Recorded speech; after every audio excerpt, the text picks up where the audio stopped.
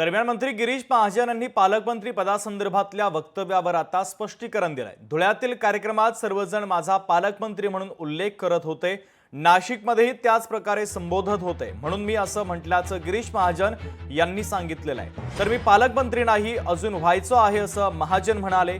तर पालकमंत्री पदासंदर्भात कुठेही रस्सीखेच नसल्याचं म्हणत गिरीश महाजनांनी आपल्या या वक्तव्यावरून यू-टर्न घेतल्याचं आता दिसतंय।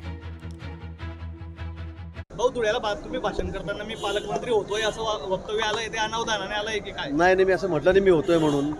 लोक म्हणत होते मला तीन उल्लेख करतोय पालकमंत्री, अजून पालकमंत्री नाही आहे, व्हायचं आहे, एवढंच मी म्हटलं। त्यांनी म्हटलं की सगळ्यांनी मी बोर्ड लावले, मी ते बोर्डही काढायला लावले। मी म्हटलं असे बोर्ड लावू नका, आपल्याला याबाबतीत कुठलाही वाद करायचा नाही।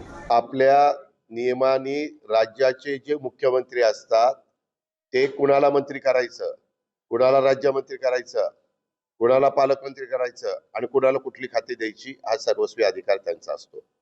हे आजपासून नाही, ज्यावेळेस महाराष्ट्राची निर्मिती झाली तेव्हापासून आहे। मुख्यमंत्री त्या बाबतीमध्ये सक्षम आहे, ते त्याबद्दलचा निर्णय घेतील। काही बाबतीमध्ये पालकमंत्री जरी नसले तर तिथं झेंडावंदन होत आहे, तिथली डीपीसी चालू आहे, तिथं निधी दिला जातोय, कुठल्याही विकास कामावर तिथं परिणाम होऊन दिला जात नाही। लोकशाही मराठी ऐका, पहा, जागरूक रहा।